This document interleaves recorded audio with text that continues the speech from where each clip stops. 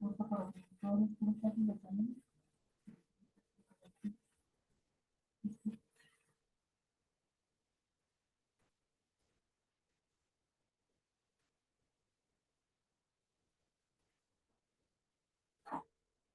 hola, buenas tardes a todos, ¿cómo están? Buenas tardes, muy bien. Hola Samuel, buenas noches. Hola, buenas tardes, bien. No, vamos a activar la cámara por acá. ¿Cómo están? Gusto saludarlos. Pensé que habíamos quedado el tema, pero claramente no. O sea, tenemos más cosas que tratar, sin duda. ¿Cómo les ha ido después de una semana? Me imagino que en una jornada laboral pesada, ¿no?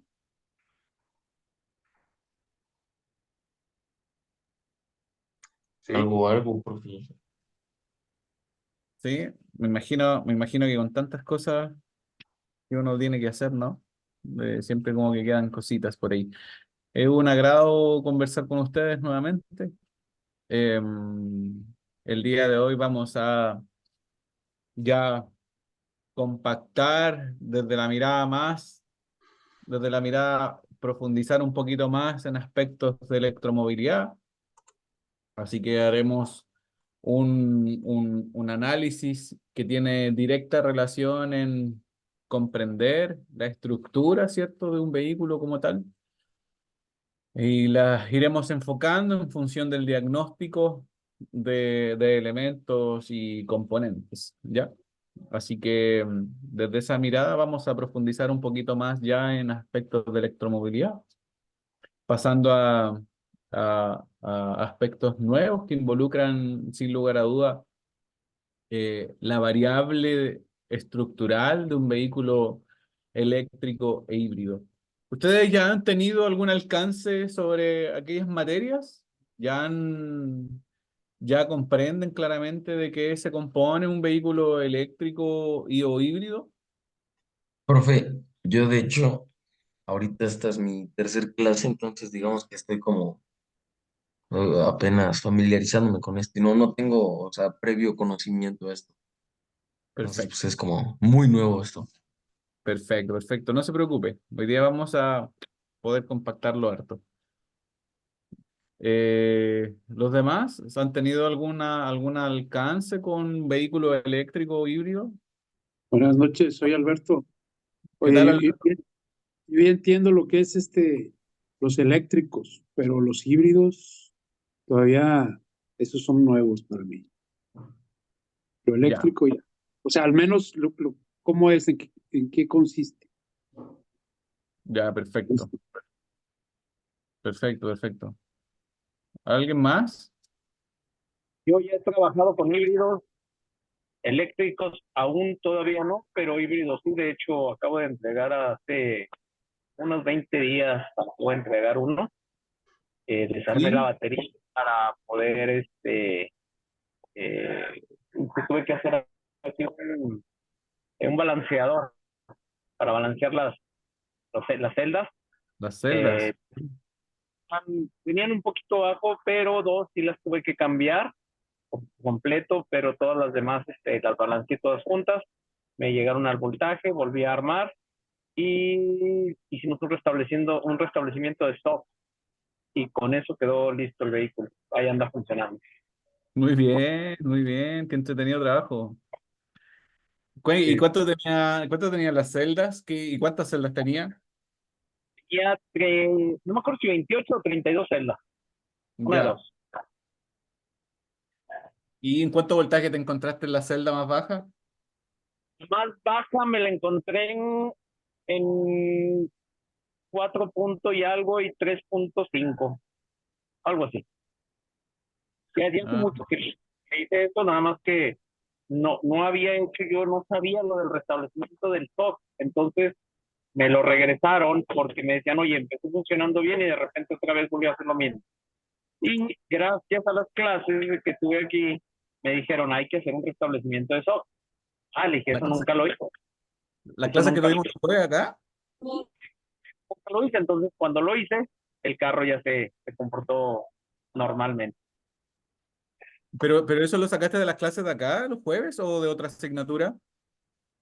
Las clases que he tenido, que empecé ahora con ustedes, saqué saqué ese tip, vamos.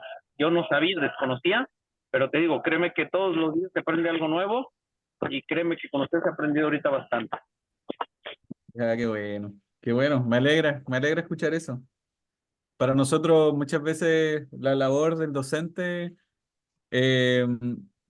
tenemos muchas veces poco feedback y rara vez como que nos dicen, profesor, esto me sirvió, esto no, y como que tenemos muy poco feedback y por lo tanto se valora el hecho de que nos comenten ese tipo de cosas. Genial, genial, genial. ¿Los demás han tenido algún alcance, por lo menos conocen la estructura de un vehículo híbrido y eléctrico? Sí, hemos tenido algunas sesiones, de hecho, unas de ellas contigo, Samuel, allá por septiembre, octubre. Tú nos compartiste en esas sesiones lo que es la arquitectura de los autos eléctricos, Ah, ya. los tipos de cargadores, lo que tiene que ver con la energía, Ya. los tiempos de carga de acuerdo a la potencia del cargador, de acuerdo a la capacidad de la batería y todos esos temas. Y lo Ah, que no ya. sé, digo, hablando de sobre todo los compañeros que tienen poco en el grupo, no sé dónde estén esas sesiones grabadas. Supongo yo que en el Moodle. Ahí habría que preguntarle a Antonio. Bueno, igual el día de hoy va a tener parte de lo que vimos en algún momento, así que bien, bien, genial. Yo creo que con ello podemos como profundizar y podemos avanzar con respecto al diagnóstico, la estructura, y orientado 100% al mantenimiento y reparación de estos componentes. No, genial, genial, genial. A ver el chat por acá. Hola, profe, yo estoy trabajando. Estoy comprendiendo un poco más cada día. Perfecto. A grandes rasgos sí lo entiendo. Muy bien, muy bien. Ya pues, vamos a compartir las temáticas de hoy. Dame un segundo.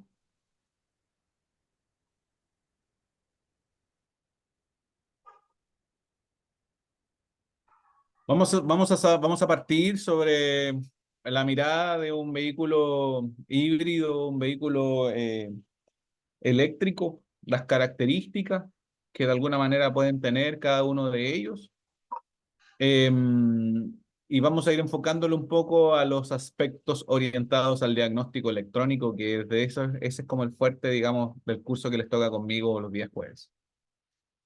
Primero, primero es lo primero, ¿cierto? Cuando hablamos de un vehículo híbrido eléctrico, estamos hablando de un vehículo que de alguna forma utiliza un sistema de energía diferente, acostumbrado a lo que nosotros podemos percibir como energía en una concentración química fósil, ¿no? Cuando tenemos diferentes estructuras sustentables, nos referimos a vehículos eléctricos que su base fundamental funciona en ese principio, desde una teoría eléctrica, e híbridos se les conoce los vehículos que de alguna forma radican su fuente energética para funcionar, ¿no? Desde una mirada flexible, ¿sí? Que por un lado es lo común y silvestre, fósil, a uno eléctrico que de alguna manera es sustentable.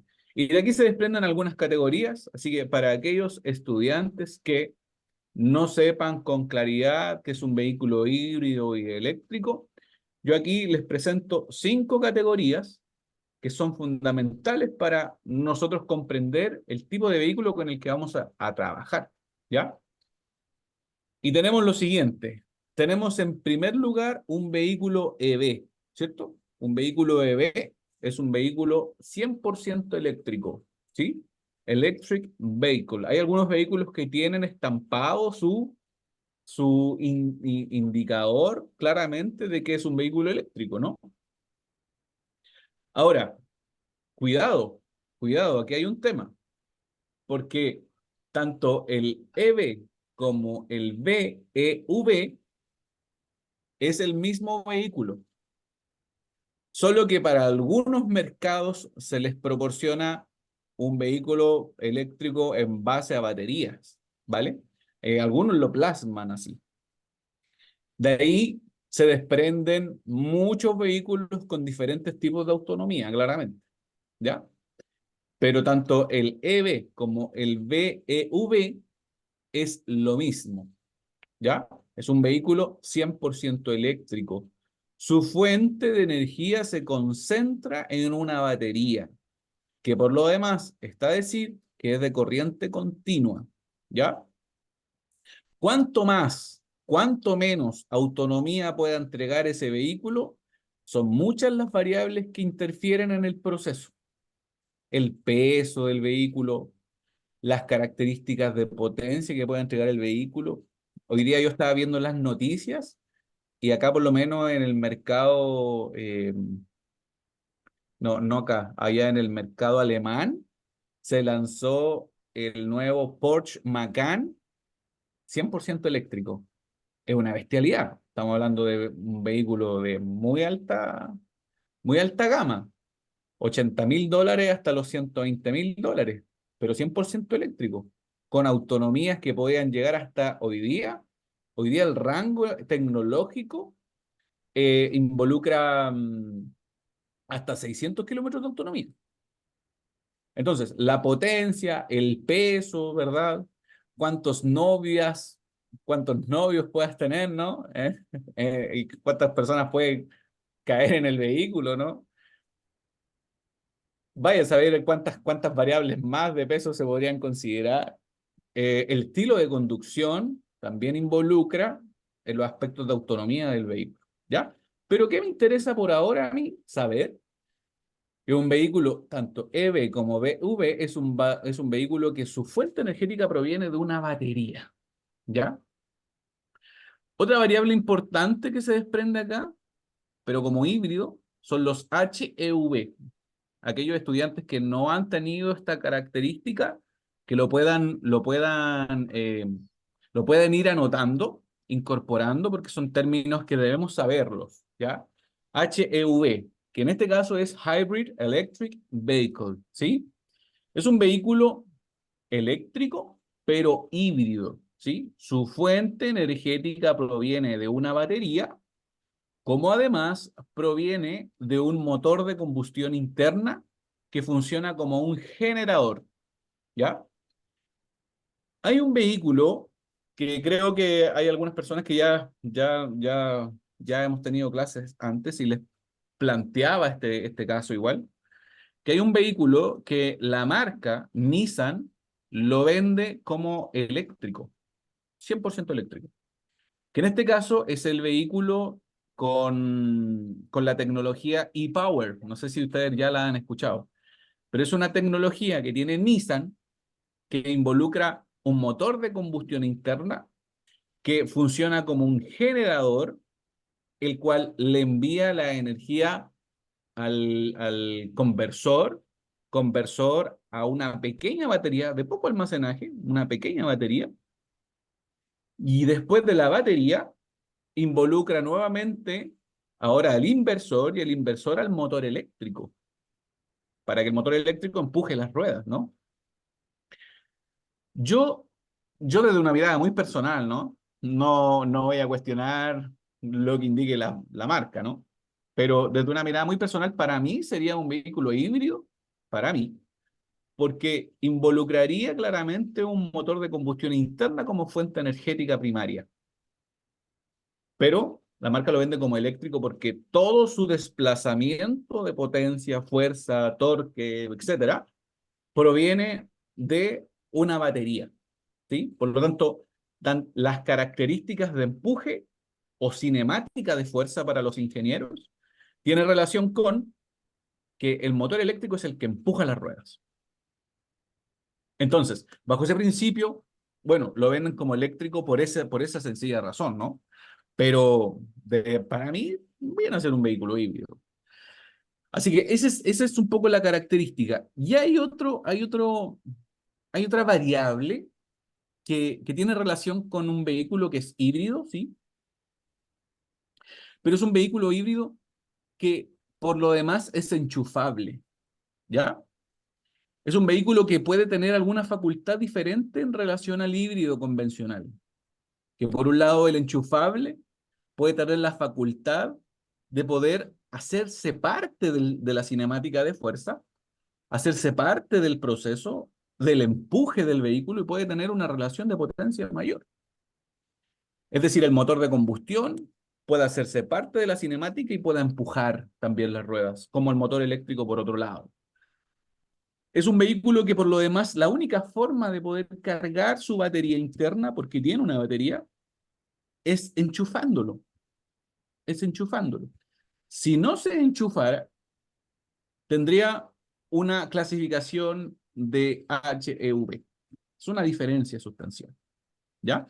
Ahora, pregunta del $1.000.000. ¿El HEV cómo se carga? Se carga en proporción de que el vehículo, el motor de combustión interna, tiene la facultad de ahora cargar la batería como generador, ¿no? Adelante, Saúl. Sí, los híbridos enchufables, entonces, o sea, el modo de carga de la batería de tracción es a través del cargador, pero también a través del motor de combustión interna, o solamente del cargador. Los enchufables, Ajá, hay configuraciones que son solamente por puerto de carga. Por puerto de carga. ok, ¿Puede que exista alguno por ahí que tenga un sistema autosustentable? Lo veo difícil, por algo sería enchufable, ¿no? Lo veo difícil. Ahora, de la cantidad de modelos existentes y las nuevas tecnologías que están involucrándose, puede que exista alguno por ahí que tenga sistema autosustentable. Oscar. correcto. Gracias. Yo tuve una BMW aproximadamente hace 4 o 5 meses. La camioneta es enchufable. Como tal, trae un motor 8 cilindros, mal no recuerdo, era 6 o 8, no recuerdo. Pero la batería me la marcaba baja totalmente. Y tuve ¿Ya? que poner cargador, duró 3 días para cargarse al 100% la batería. Con el cargador, porque trae 2 cargadores, uno que se conecta a 220 y otro que se conecta a 110. Con el de 110 duró 3 días para cargarse por completo. Más sin embargo, la camioneta, mientras estaba descargada la batería, siempre estuvo funcionando con el motor a combustión. Ya una vez cargada, noté que se apagaba el motor y andaba con el motor eléctrico. Pero todo el tiempo que estuvo descargada la pila, en ningún momento se regeneró ni el motor de combustión interna cargó la batería. Tuve que enchufarlo y hasta que la cargara al 100%. Bueno, ese tipo de configuración es meramente un PHEV, que su única forma de poder cargar esa batería es a través de conectarlo a la red eléctrica. Ese tipo de configuración también responden a un tema de cómo se conecta toda la cinemática del vehículo, ¿sí? Que por un lado tenemos configuraciones en serie, configuraciones en paralelo, configuraciones mixtas. Es como de alguna manera el motor de combustión, que es la fuente primaria de energía, puede tener un respaldo con respecto al motor eléctrico, porque aquí hay una diferencia súper sustancial de cómo se manejan estas energías. Porque por un lado el motor de combustión necesita alcanzar un cierto nivel de RPMs, de revoluciones por minuto, para poder entregar su máximo torque. Pero por otro lado, el motor eléctrico, desde el primer giro, desde el giro inicial, ya puede entregar toda la fuerza disponible. Por lo tanto, el fabricante, sobre todo BMW, Mercedes-Benz, que son marcas que de alguna manera la performance tiene que estar muy arraigada, eh, priorizan qué tipo de tecnología es la que están utilizando en el momento. Estamos hablando de BMW que puede utilizar motores de hasta 3 litros, ¿no? Y que sus potencias de desarrollo pueden ser importantísimas. Y más con un empuje que involucra un motor eléctrico, viene a ser un vehículo de muy alto performance todo el rato. Andrés. Hola, profe, estoy un poco confundido. Entonces, ¿el plug-in electric vehicle, o sea, es vehículo eléctrico o híbrido?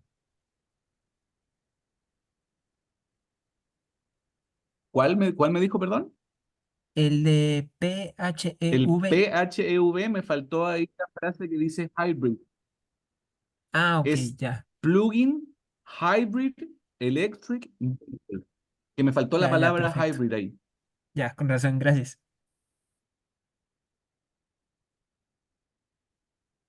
Ya, perfecto. Entonces, claro, yo sé de otro modelo y lo menciono siempre porque a mí me gusta ese modelo y creo que si tuviera el dinero me lo compro, ¿no? Que es el Peugeot 3008, la versión híbrida. Ese es un vehículo que tiene motores eléctricos y tiene un motor de combustión que aporta al empuje. O sea, la cinemática, el motor de combustión interna también se acopla a la cinemática y tiene un desarrollo de potencia mayor.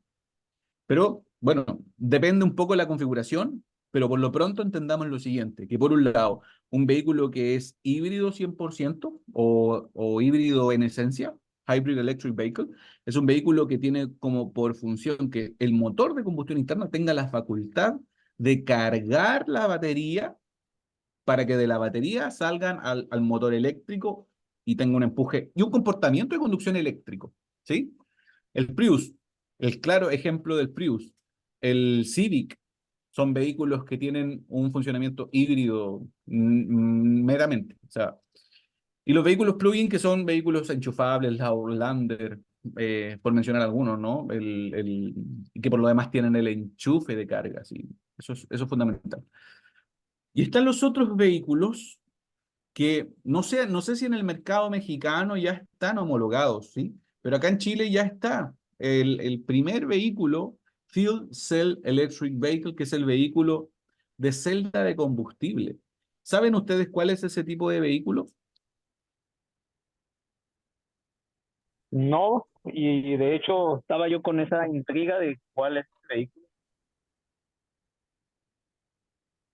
Es el que, bueno, yo Bueno, no, el FCEV,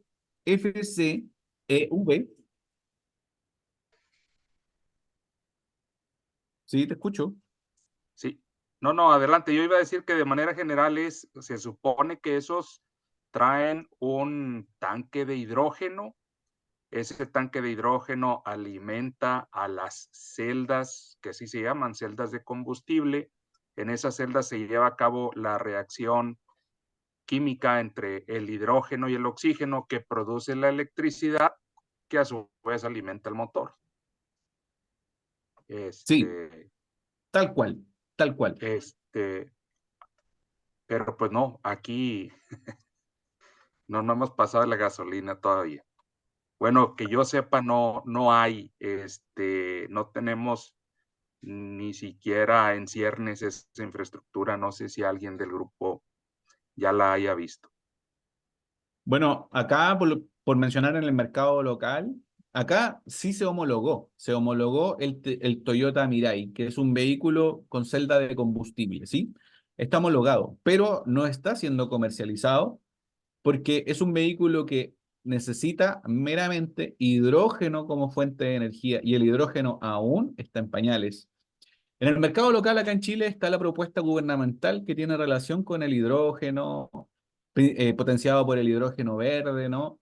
Que se obtiene a raíz de neutralidad de carbono cero, por eso se llama hidrógeno verde, pero está enfocado en la industria y todavía queda mucho trabajo por delante para poder enfocarlo desde la mirada más civil, ¿no? Desde la mirada más personas, más población, ¿no? Entonces, es más complejo poder llevarlo porque se necesita estructurar hidrolineras, ¿no? Que tengan la Ujú. facultad de poder proporcionar hidrógeno. Ahora, ¿qué es lo relevante y por qué lo menciono? Porque es un vehículo que su característica primordial tiene directa relación en que es un vehículo eléctrico, ¿ya? Yo lo podría considerar híbrido porque su fuente de energía viene de dos fuentes distintas, ¿sí? Sí, yo lo podría catalogar como tal. Pero se separa un poco de la categoría porque no es combustible fósil, ¿sí? Y por lo tanto, una de las variables tiene relación en que sus características involucran que el hidrógeno deba ser incorporado en el vehículo y almacenado en unos tanques especiales. Después de los estanques especiales deben pasar un proceso de conversión, ¿sí? Que por lo general son conversiones a través de una celda que tiene la facultad de separar el hidrógeno por un lado y una inyección de oxígeno para que en ese proceso de transformación electroquímica se libere energía eléctrica y pueda ser almacenada en una batería a través de un inversor. Ese es como un poco el rollo de cómo de alguna manera funciona y posterior pasarlo a un motor de combustión, un motor eléctrico, obviamente tratado, ¿sí? Una energía tratada, inversamente tratada, eh, para que después el vehículo pueda tener un funcionamiento más radical. Pero es un poco ese proceso. Es un vehículo que por lo demás podría decir e indicar que es un vehículo que tiene una autonomía, pero muy importante. Es un vehículo que puede tener 600, 700, hasta 800 kilómetros de autonomía, que es una de las características técnicas que tiene el Mirai. Saúl, te escucho. Sí, no, te iba a preguntar si en los países donde ya está, donde ya se comercializan este tipo de vehículos, ¿cuál es el, comparado, por ejemplo, con un híbrido enchufable o con un híbrido normal, cuál es el costo de uno de celda de hidrógeno? Bueno, Porque acá, supongo que, ajá, acá un vehículo eléctrico, que estoy hablando desde el BYD Dreams, por ejemplo, que es un vehículo pequeño, ese puede costar ok, acá unos 30 millones de pesos chilenos, ¿sí? Ahí después hacemos un poco la conversión en dólares como para poder cuadrar. Pero puede costar 30 millones de pesos chilenos acá.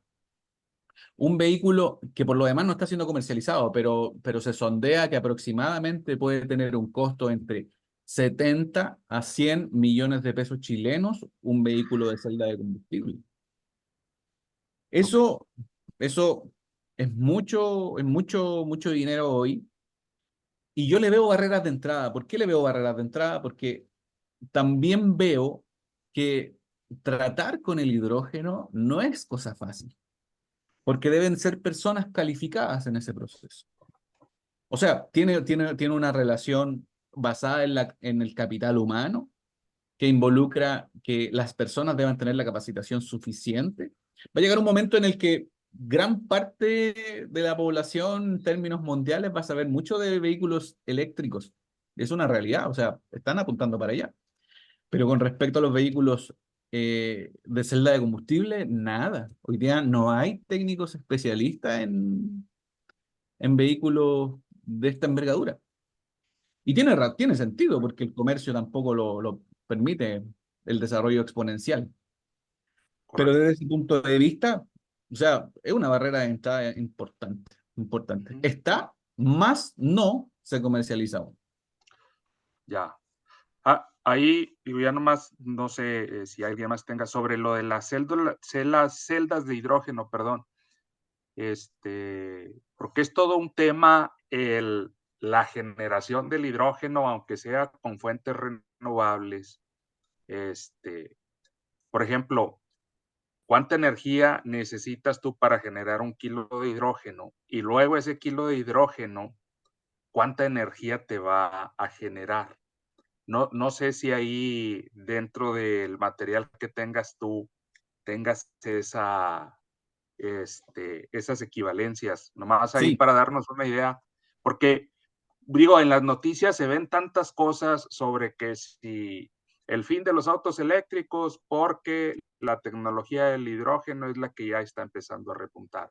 Pero yo también lo que he leído es que la,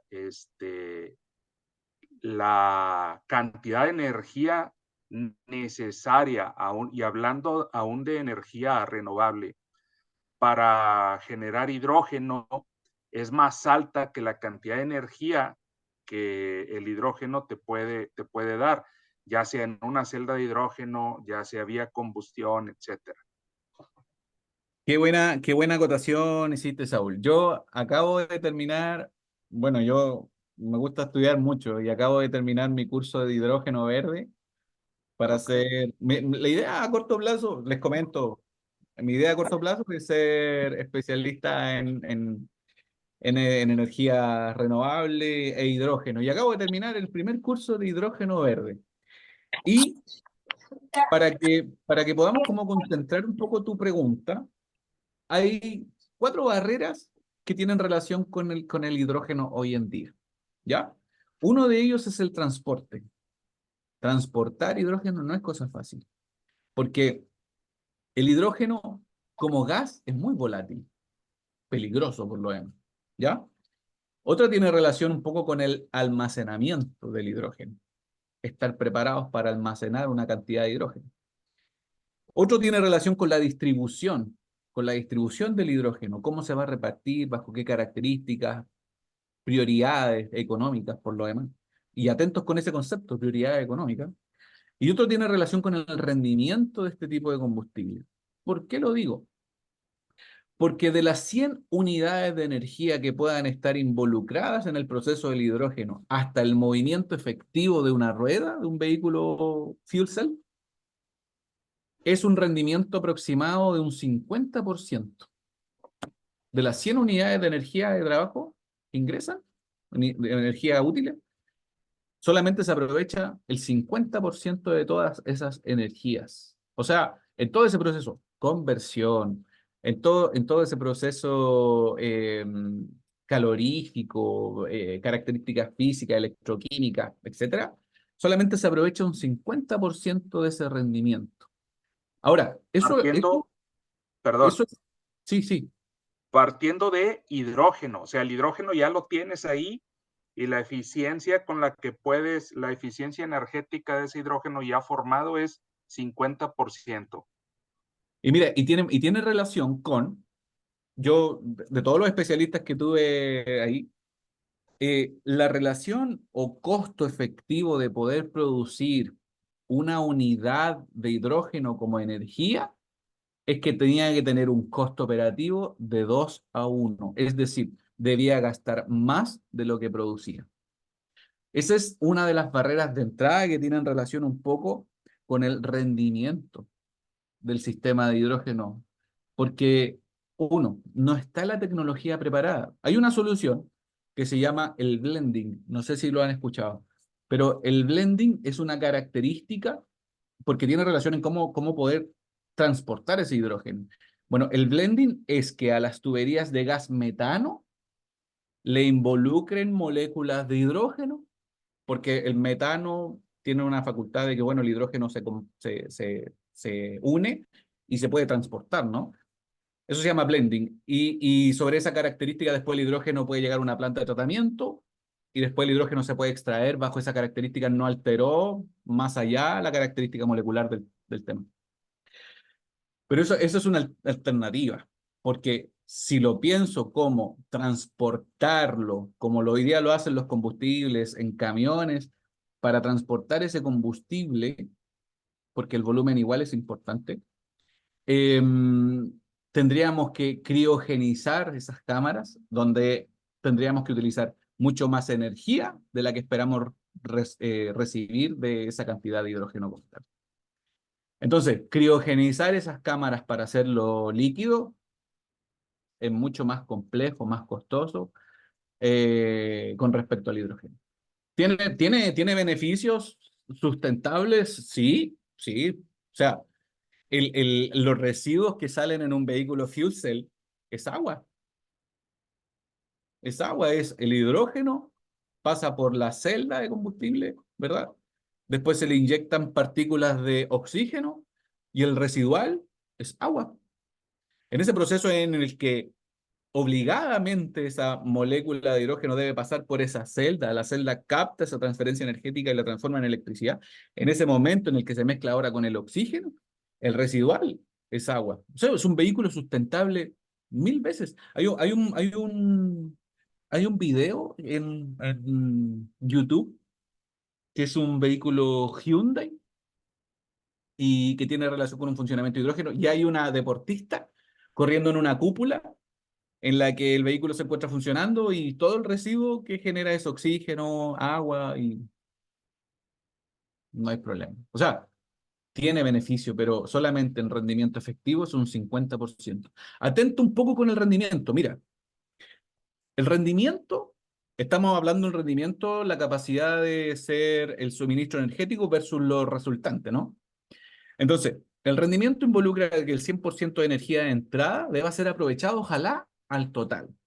En un vehículo motor de combustión interna, ciclo Atkinson, ciclo Miller, ciclo Otto, ciclo Diesel, ciclo Stanley, ciclo de Carnot, cualquier ciclo, toda esa característica de energía aprovechable es solamente entre un 25 y a un 35% de la energía.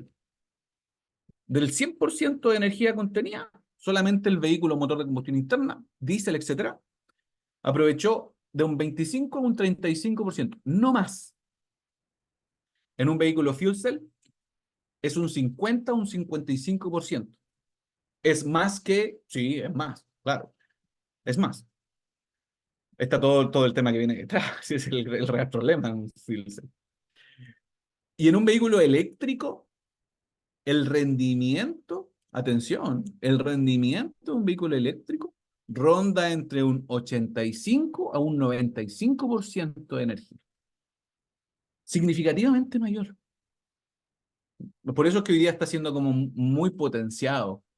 Nace y responde la necesidad de transformar toda la industria automotriz, porque bueno, el problema de las emisiones, el carbono neutral, las políticas públicas firmadas, etcétera, COP25 y cuántas personas más, ¿no? Que son activistas en este proceso. Bueno, todo eso suma, todo eso suma. Entonces, bajo esa premisa, los rendimientos energéticos están basados en que, bueno, un vehículo eléctrico, sin duda, es un vehículo que tiene un mejor aprovechamiento energético.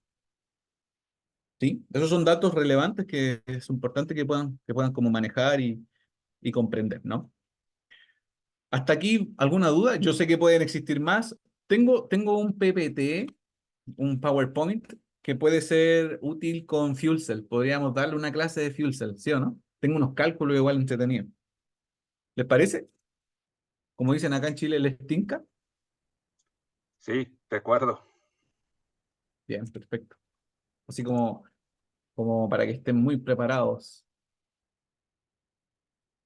Mira, vamos un poco comprendiendo eh, unas que otras características acá de un vehículo híbrido. ¿Alguien había levantado la mano por ahí? Yo, Son los perdón, y sí, adelante. no, la alcé sin querer, perdón. Ah, ya, perfecto. Son los de hidrógeno, pero para producir electricidad, ¿verdad? Sí, exacto. El problema es el almacenaje del hidrógeno en el vehículo, ¿verdad? Sí, no, que por un lado en el vehículo ya está como solucionado a través de tanques de alta presión. Eh, el tema que me refería yo al almacenaje involucraba desde la mirada más industrial. O sea, cómo desde la planta generadora se puede ahora llevar hasta una hidrolinera. Desde ese punto, cómo almacenarlo. Las características de temperatura y presión permiten que el hidrógeno se encuentre en un estado determinado igual. El hidrógeno se puede medir en masa como en volumen. Es más problemático en volumen porque ocupa mucho más espacio que el mismo aire, mucho más espacio. En masa no, masa es más compactado, pero debe estar a alta presión.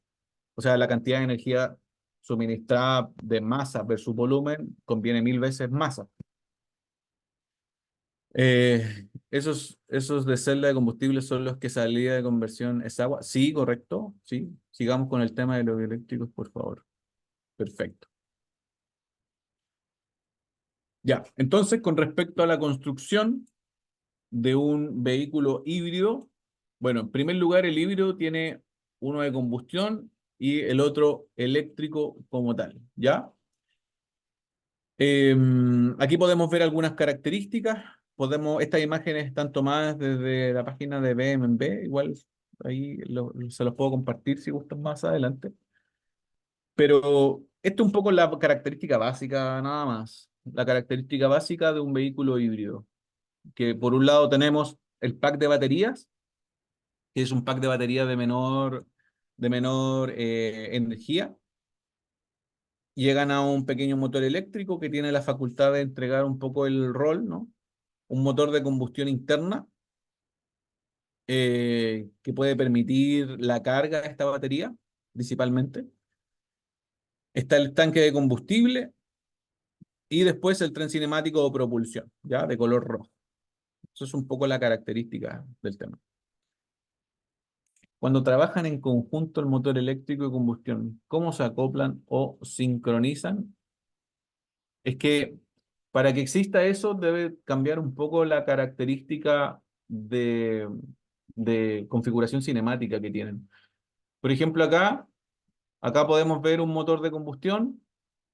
El motor de combustión, no sé si podemos como ver acá. Acá tenemos el motor de combustión interna, ¿no? Este es el motor de combustión interna. Desde el motor de combustión interna se encuentra el generador. Este es el generador eléctrico, ¿ya? Acá tenemos el inversor como tal. Ahora, bajo esa premisa, el sistema le puede entregar al generador para poder producir la característica de empuje. Y el motor de combustión simple y llanamente tenga la facultad de solo cargar el sistema. Y bueno, sobre esa característica, el motor de combustión cumple solo ese rol, ¿no? El rol de poder cargar la batería y que posterior la batería pase por todo un proceso de inversión, conversión, etcétera. Y posterior esa energía puede llegar a un motor generador y el motor generador tenga la facultad de permitir el empuje, ¿ya? Pueden ir acoplados en la caja de transmisión, ¿verdad? Hay otros sistemas que simple y llanamente involucran su gestión energética en un HSG, que es un alternador generador, pero de mayor envergadura para cargar las baterías. Bajo esa premisa, la verdad es que depende mucho del tipo de modelo y características. Vamos a ver uno más adelante. Bueno, y para poder profundizar un poquitito más, yo acá les presento algunas características de un vehículo híbrido. Primero, voy a hablar sobre la premisa de un motor de combustión interna. La característica del motor de combustión interna es que es un motor que no es un motor simple, ¿sí? O sea, no tan simple. Este es un motor de combustión interna, sí. Tiene su admisión, compresión, trabajo y escape, sí. Pero es un motor que tiene un ciclo diferente. Los motores que normalmente uno conoce son los motores Otto, ciclo Otto. Pero está este tipo de motor, que es un motor del tipo Atkinson, que ya vamos a ver qué es el tipo Atkinson. ¿Qué es lo que me interesa por ahora? Es que usted comprenda que los motores utilizados en vehículos híbridos son motores de características de ciclo Atkinson, ¿ya? Después tiene un proceso de recarga autónoma que tiene la facultad de poder que cuando exista un nivel de carga equivalente aproximado de un 30%, 25% de la batería, el motor de combustión interna encienda, permita generar, entrar en acoplamiento con el generador y tenga la facultad de cargar la batería. ¿Ya? Es una autonomía del 100% eléctrica, pero baja igual. O sea, no es un vehículo que tenga un rol de autonomía muy elevado. Estoy hablando de un ciclo de carga completo, ¿ya? Porque sabemos que en un vehículo híbrido llega al momento de un 30% y el vehículo ya entra en un estado de operación y carga la batería. Eso es una realidad, ¿ya? ¿Es un vehículo que es más eficiente? Sí. ¿Eficiente en relación a qué? En relación a un motor de combustión interna o un vehículo normal. Es un vehículo que puede entregar muchos más kilómetros por cada litro de combustible. Puede entregar mucho más. ¿Ya? Y aquí hay algunas características del motor de combustión interna del tipo Atkinson. Primero, ¿son motores con menos potencia? Sí, porque mi rol no depende de que el motor de combustión interna asuma todo el principio operativo, sino que espero que principalmente su tipo de conducción sea eléctrico, ¿ya? Por lo tanto, son motores de menos potencia pensados solo para generar. Es un motor que tiene menor compresión efectiva, ¿ya? Es un motor de combustión interna. Hoy día puede tener una tasa de compresión en un vehículo gasolina de una tasa de 12:1, es decir, todo ese volumen del cilindro se puede compactar en un pequeño espacio de hasta 12 veces. Por lo tanto, la presión que puede ejecutar ese motor es mayor. Eso tiene un resultado, sí, y el resultado es mayor potencia, ¿ya? Una mayor aceleración angular con respecto a la combustión que puede producir. Por lo tanto, es un motor con menor presión efectiva porque la válvula de admisión queda más tiempo abierta, ¿ya? En el periodo de compresión. O sea, no se aprovecha tanto ese ingreso de aire. Y se extiende un poco más la carrera de escape, ¿ya? ¿Para qué? Para acortar ese aspecto funcional, tener una diferencia con respecto al ciclo Otto, para que pensemos que el motor no solo se utilice en situaciones de alta demanda, sino que en conducciones relativamente prolongadas. Este tipo de configuración permite que sea un ciclo principalmente de autopista, donde ese desempeño de ese motor puede ser el máximo bajo ese estándar, ¿ya? Mejor aprovechamiento calórico bajo ese principio. Ahora, esto yo quiero leer textual porque yo creo que aquí es donde viene un poco a poder concientizar la característica de un ciclo Atkinson. Permítanme, por favor. Los motores Atkinson son debido a su diseño que favorece la eficiencia en condiciones de velocidad constante. ¿Ya? En condiciones, permítanme, ahí, en condiciones de velocidad constante. En un vehículo híbrido, la combinación de un motor de combustión interna y un motor eléctrico proporciona flexibilidad para optimizar la eficiencia de combustible. El ciclo Atkinson, en su fase de expansión más larga, mejora la eficiencia térmica del motor en condiciones de carga parcial, o sea, a baja carga, como a muy alta carga, es decir, a muy altas revoluciones, no es eficiente, porque si no, tendríamos que modificar la admisión y la compresión, ¿no? Y la fase de expansión, en términos valvulares. En carga parcial y velocidades constantes que son comunes en una conducción urbana a velocidades moderadas en autopista.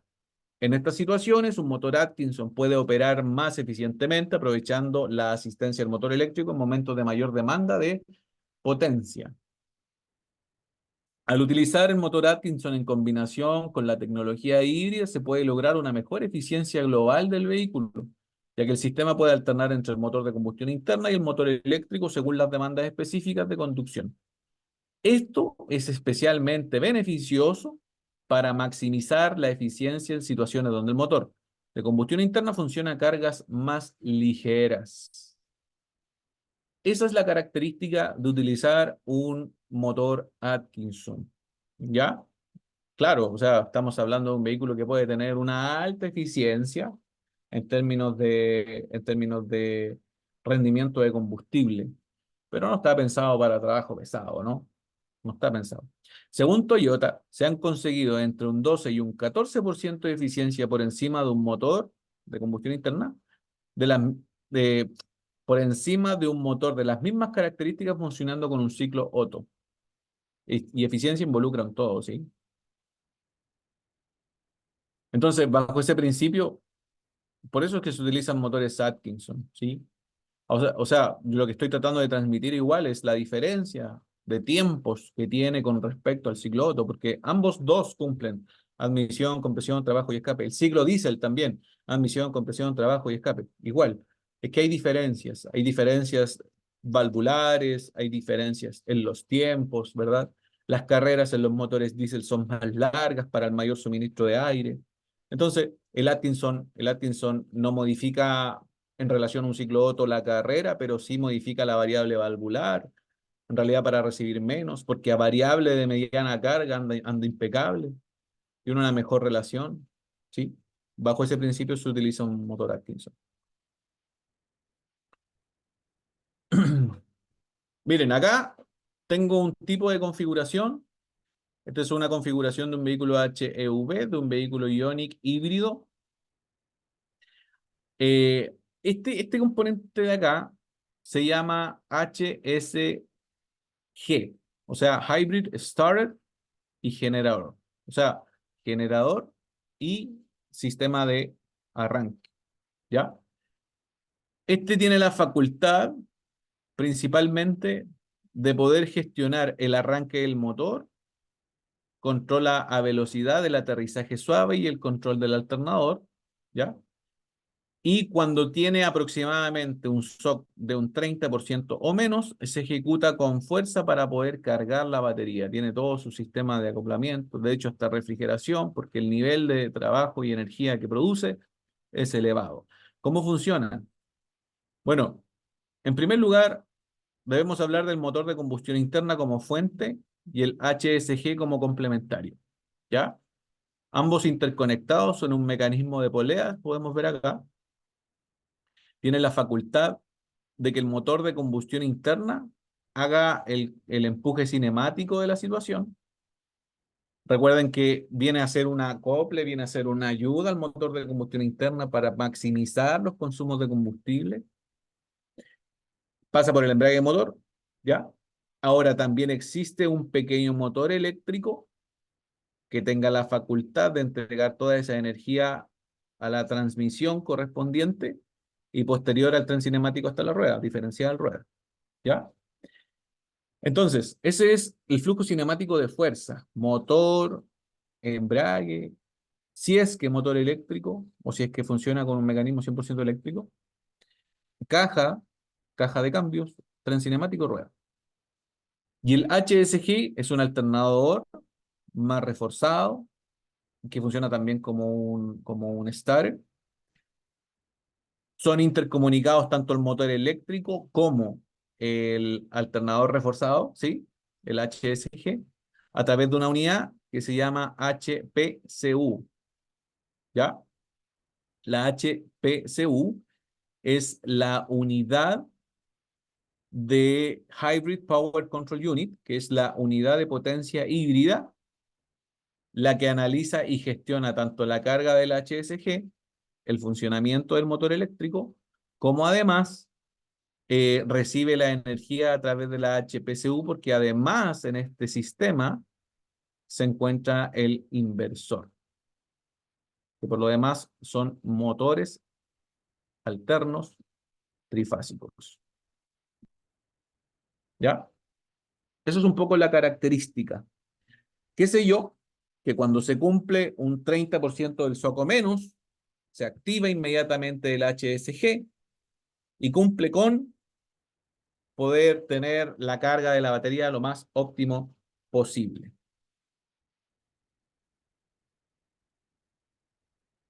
¿Estamos hasta aquí?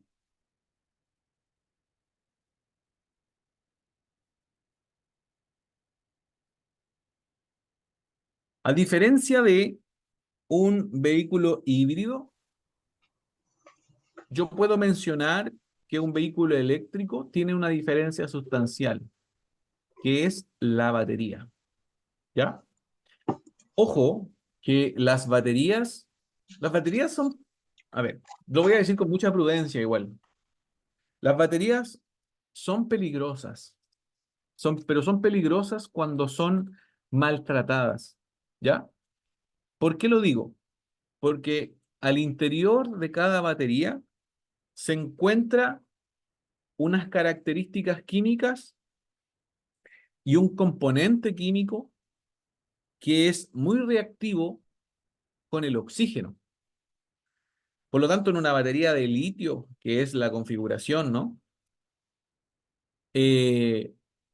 Cuando es perforada, por ejemplo, se produce un concepto que yo quiero que lo busquen. Les voy a dar solo el concepto porque yo quiero que la próxima clase ustedes me digan, profe, ¿sabe que lo busqué? Y claro, eso es lo que ocurre.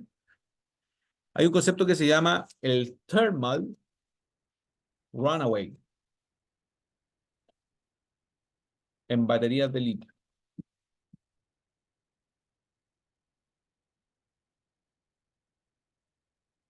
Ese término yo se los voy no se los voy a explicar, más bien les voy a decir el concepto, sí.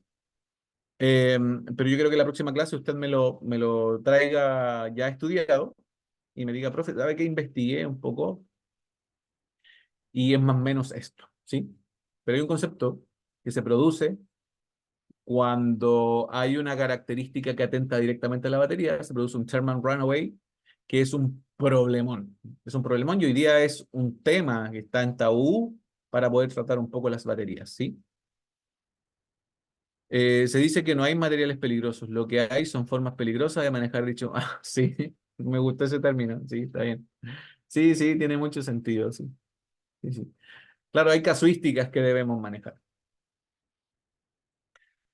¿Será por eso que hay un alto índice de accidentes en scooter, bicis y motos eléctricas? Porque están sometidas a vibraciones más bruscas que se maltratan las baterías. Mira qué buen término. Sí, va por ahí un poco. La verdad es que las baterías en sistemas de menor construcción, ¿no? Eh, Están sometidas a una problemática y que involucra esto. El thermal runaway, en definitiva, yo quiero que ustedes también lo comprendan como una situación exotérmica, ¿sí? Después, bueno, lo buscan y después me explican la próxima semana, oiga, profe, ¿sabe qué busqué y significa más o menos esto, ¿sí? Pero les quiero comentar de que, claro, como dice Saúl, es una mala maniobra, pero también puede ocurrir bajo ciertas características que debemos tener muy presente en el manejo de las baterías, que lo vamos a verlo más adelante. ¿Ya? Ahora, siguiendo un poco con el tema, un vehículo eléctrico involucra una configuración que principalmente está provista por sus baterías, ¿ya? No voy a profundizar ahora de cómo se construye, característica electroquímica, por ahora no. Yo estoy hablando de estructura, estoy hablando de criterios constructivos de un EV, de un HEV, ¿ya? Debemos mencionar de que es un vehículo que por lo demás tiene más batería que un vehículo híbrido. Y estoy hablando de más baterías porque además es más grande, porque además entrega una mayor energía, etcétera. Entonces, las baterías, a diferencia de un vehículo híbrido, es que las baterías tienen una relación en que su forma de poder ser suministradas o cargadas es a través de un enchufe de carga, de un puerto de carga, nada más. No hay otra forma. Y estoy dejando afuera el sistema KERS, que es el sistema Kinetic Energy Recovery System. Estoy dejando afuera ese sistema, que es el sistema de regeneración, ¿ah? De frenado regenerativo, ¿no? Sino que estoy hablando de que la manera de poder tener su macro de energía es enchufándolo al puerto de carga. Posterior, pasa por todo ese tratamiento energético, la unidad lógica de control de potencia, la conversión de la energía, hasta poder llegar al motor eléctrico y el motor eléctrico empuja. Es una construcción que por lo demás podría decir de que es más simple, pero no menos importante. Algunas características elementales. Bueno, sabemos que en primer lugar su fuente energética proviene de una batería, que además tiene un sistema de freno regenerativo. En términos bien sencillos, un sistema de freno regenerativo es un sistema de carga que se produce en pro de la cinética del vehículo. ¿Ya? Cuando el vehículo ya no proporciona energía al motor eléctrico, el motor eléctrico se puede transformar en un generador. Que curiosamente, que curiosamente, no tiene nada que ver con el sistema mecánico de los frenos. Hay algunos vehículos que tienen freno individual como por cada rueda, ¿no?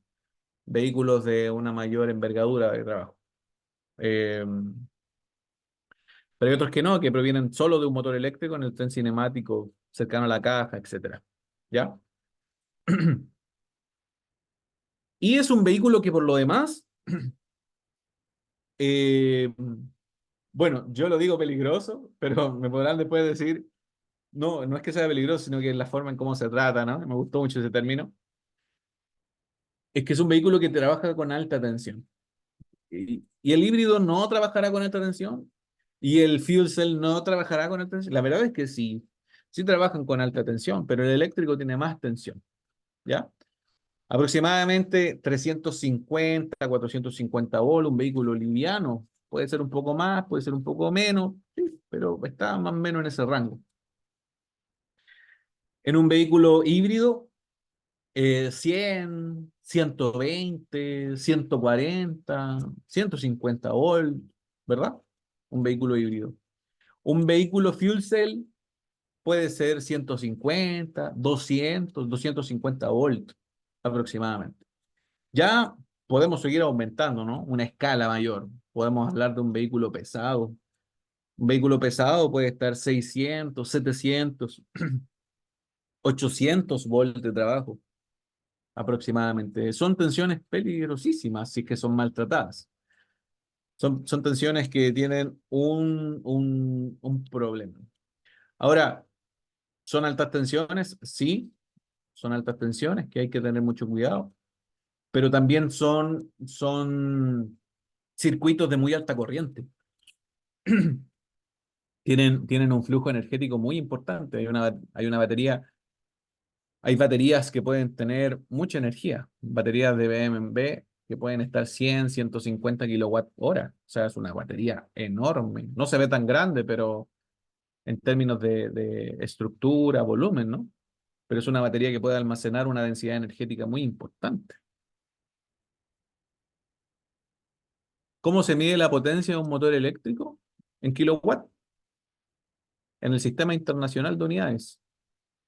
En kilowatt. Así se mide la potencia. ¿Un accidente en un motor de alta tensión es fatal? ¿A qué te refieres con accidente?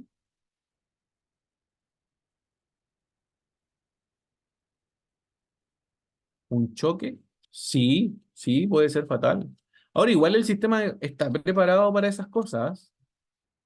Bueno, igual vamos a ir comprendiendo durante el curso que hay características que tienen los sistemas, ¿ya?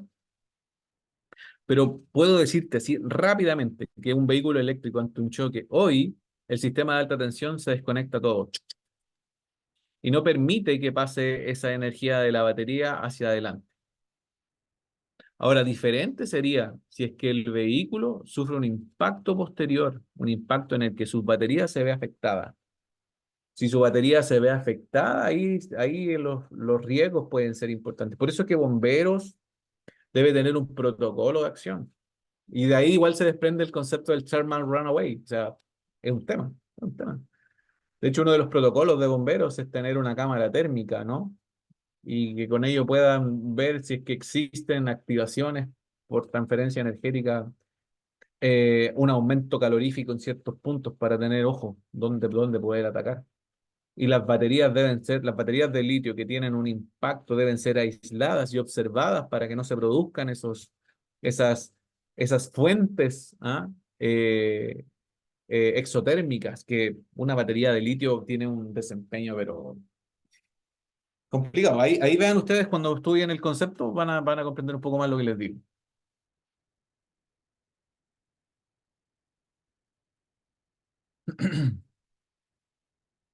Bueno, y aquí yo les voy a hablar de un modelo en particular. Es con el que, bueno, acá en el mercado nacional hoy día hay mucho Ioniq eléctrico. ¿Qué Eh, pasaría? ¿Ah? Pasaría un accidente, las baterías se perforan, todo el vehículo.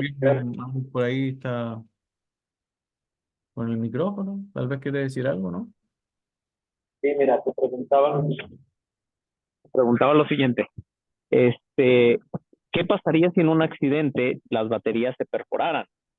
Pues hemos visto que hay accidentes donde quedan irreconocibles los carros y a lo mejor una celda o varias celdas que se perforaran, ¿no sería el mayor el riesgo también? Sí, sí, es una realidad. O sea, con un vehículo eléctrico lo que sí va a ocurrir es que se va a incendiar y se va a incendiar de forma estrepitosa. Eso es una realidad. Eh, Mire, yo voy a ser cuidadoso, no soy bombero, pero voy a ser súper cuidadoso con lo que voy a decir. También lo voy a decir un poco con responsabilidad. porque frente a una circunstancia como esa, poco y nada se puede hacer. O sea, acá lo importante es que esa batería, tratar de poder extinguirla con algún mecanismo para sofocar un poco la reacción exotérmica y bajar la temperatura. Si ese es como el concepto que quieren conseguir, bajar un poco la temperatura y que no siga alterando las demás celdas y que puedan verse involucradas en el proceso. Tratar de sofocar un poco la característica, aislando el oxígeno, porque ese es el tema. Por eso es que se tienen que incorporar extintores que tengan una facultad de dióxido de carbono para poder aislar el oxígeno y que el oxígeno no reaccione más con el litio. Si eso es. Por ejemplo, de sodio, una batería de sodio que reacciona con el agua, ¿qué pasaría? O sea, sería más O el sea, riesgo todo. primero que todo, una batería de sodio todavía están pruebas, pero una batería de sodio, claro, con agua sería dificultoso. Eso lo saben muy bien aquellos que manejan un poco este tema de seguridad, ¿no? O sea, con agua no se ocupa, pues, claramente. Sería un problema mucho mayor. Y en un incendio que tiene relación con litio, se deberían ocupar sistemas extintores que aíslen el oxígeno para calmar un poco la reacción exotérmica, porque ya nada puedo hacer, se incendió y se incendió. O sea, eso es así. Pero lo calmo un poco para que no existan características caloríficas que sigan alterando el resto de las celdas y, y después tomar esa batería de alguna forma, ¿verdad? Recuerden que hay baterías que tienen conectores para poder quitar los famosos safe plug, que los vamos a ver más adelante. Y esas baterías después tenerlas en observación. O sea, es una batería que puede tener un potencial un potencial de reavivar el fuego altamente, altamente. Ahora, claro, yo como persona, ¿qué pasa? Yo creo que desde la mirada más técnica posible, yo puedo decir de que un vehículo eléctrico es más seguro que uno de combustión interna. ¿Por qué lo digo? Porque yo podría incluso hasta comparar la situación. Los riesgos podrían ser incluso hasta los mismos. En un vehículo de combustión interna que ocupa gasolina y se encuentra con mucho calor, mucho oxígeno y condiciones ideales, también se puede incendiar. La envergadura del choque, las características que ocurren. A lo mejor acá podríamos decir, pero profe, igual acá existe alta tensión, etcétera. Pero bajo esa premisa, las acciones primarias son eso: aislar, verificar los puntos caloríficos y aislar el oxígeno para que no reaccione. Eso.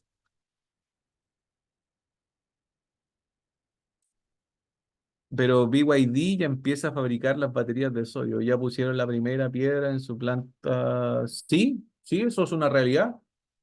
Y son mucho más seguras. Hay videos que aparecen por ahí que son mucho más seguras que las de litio. Porque el litio, ¿por qué se está utilizando el litio cuando antes podríamos utilizar níquel metal, ácido plomo, muchas otras variables, ¿no? Pero es que hoy día el litio tiene una mayor densidad de descarga, o sea, yo puedo almacenar más energía en espacios más reducidos, eso es. Y hoy día hay una pequeña avance. Las baterías tampoco están construidas de litio-litio, o sea, están construidas de polímeros de litio, donde tiene una relación en que su material interno en la batería es una especie de gel, ¿verdad? Es como una especie de litio gelificado. Por lo tanto, ya cambia un poco su estructura, pero sigue siendo un tema. Sigue siendo un tema, el litio es litio, sigue reaccionando con el oxígeno y eso es una realidad. Así que no lo intente en su casa si tiene alguna batería de litio y le coloca un cuchillo, olvídelo el incendio que va a provocar, porque por lo demás es una condición muy exagerada, muy exagerada. El litio se comporta muy, muy agresivo con el oxígeno. Entonces, cuando el vehículo choca, el sistema de alta tensión se inhibe, no hay alta tensión hacia adelante. y se trata de localizar que si la batería es la comprometida, la batería es la que tenga las dificultades y no lo demás. Bueno, el modelo que yo les voy a presentar acá es el vehículo Hyundai Ioniq eléctrico de 88 kilowatts del año 2018. ¿Ya? Las baterías de polímeros de litio que usa Hyundai Tucson y el Anta híbrido son más peligrosas que las de helio ferro-fosfato. No, yo diría que más seguras. Yo diría que más seguras, por la característica constructiva de ese tipo de baterías. ¿Sí?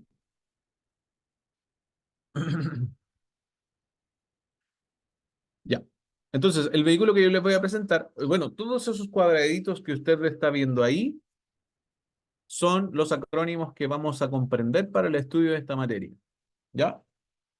En primer lugar, ahí tenemos lo más relevante, que es la EPCU, ¿verdad?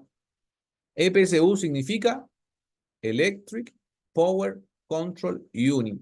Es la unidad de control eléctrico de potencia. Es la mente maestra de la situación.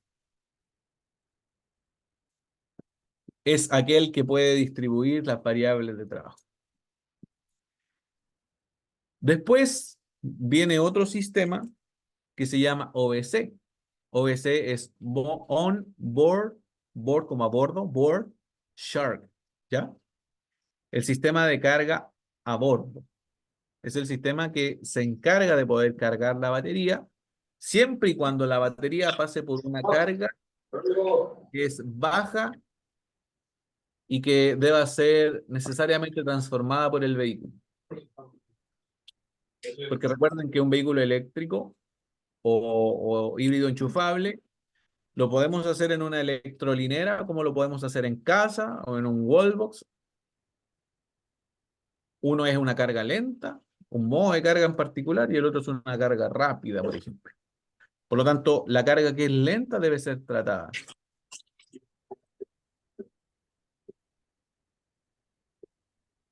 Pero no hay nada establecido en cuanto a seguridad cuando se presenta el calentamiento de las baterías. Igual estamos hablando de un procedimiento bomberil. Estamos hablando de un procedimiento extremo en el que ocurre una condición de choque. Ahora, en cuanto a la gestión interna de la batería y su seguridad, el vehículo tiene todo controlado. Si lo único que estamos como sacando un poco el rol es que en un contexto de choque, ¿cuál sería el procedimiento para tratar esa batería? Y es eso, ver los puntos calientes, evitar que esa batería, porque lo primero que va a ocurrir es que esa batería se va a inflar. Se empieza a inflar y esa batería cuando se empieza a inflar, ahora explota, libera el litio correspondiente y el litio reacciona con el oxígeno. Y cuando reacciona con el oxígeno genera una emisión de calor, energía muy importante. Entonces, bajo esa premisa, lo que hay que hacer es verificar esos puntos calientes, aislar el oxígeno de alguna forma y mantenerla en observación. O sea, no tiene sentido de que una batería eléctrica, agua no sirve. Olvida, tú incorporas agua, la seguidilla de cortocircuitos que genera en la batería va a aumentar mucho más la temperatura y el aporte de oxígeno que le va a integrar, o sea, va a ser peor, como que va a combustionar más aún. ¿Sí? ¿Cómo deshacernos de esas baterías? ¿Cómo no entendí? ¿Cómo nos deshacemos o cómo nos podemos deshacer de esas baterías que están en esas condiciones? Buena pregunta. Buena pregunta, buena pregunta. La verdad es que ahí no tengo claridad. De hecho, no sé cuál sería el... De hecho, ya almacenar una batería dada de baja ya es un problema. Y lo conversábamos en algún momento. ¿Qué hacer con las baterías una vez que ya cumplen su vida útil? Porque siguen teniendo litio internamente. ¿Qué hacer con esas baterías? Ahora, ¿qué hacer con una batería que se encuentra ya combustionada? Es un tema. Ahí yo podría declararme falto de información, pero, pero es un problema. O sea, ¿dónde? ¿Se almacenarán por ahí nada más?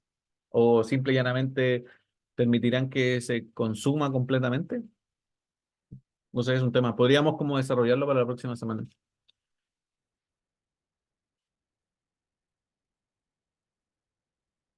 ¿Y extintores para fuego por artículos eléctricos? ¿Extintores? Sí, no, yo no tengo claridad del tipo de extintor como tal, si es que es A, B, C que se debe utilizar, pero sí te puedo dar con claridad de que lo que debe hacer el extintor es separar el oxígeno para poder que no esté el oxígeno presente en esa combustión. ¿Es generalizado ese tema de desecho de baterías? Sí, sí es un tema, es un tema. Yo he conversado con muchas personas especialistas en electromovilidad y todavía sigue siendo un tema, todavía. No está como muy desarrollado. Yo creo, yo lo veo como un potencial de negocio, muchachos. Yo lo veo como un potencial de negocio que tal vez ustedes puedan hacerse cargo de la reconfección de baterías. O sea, quién sabe. Yo lo veo como un potencial de negocio. Desde esa mirada se pueda como trabajar en un sentido real del paquete de baterías una vez que está ya dado de baja, ¿no? HVJB es High Voltage Junction Box. O sea, la caja de derivación de alto voltaje.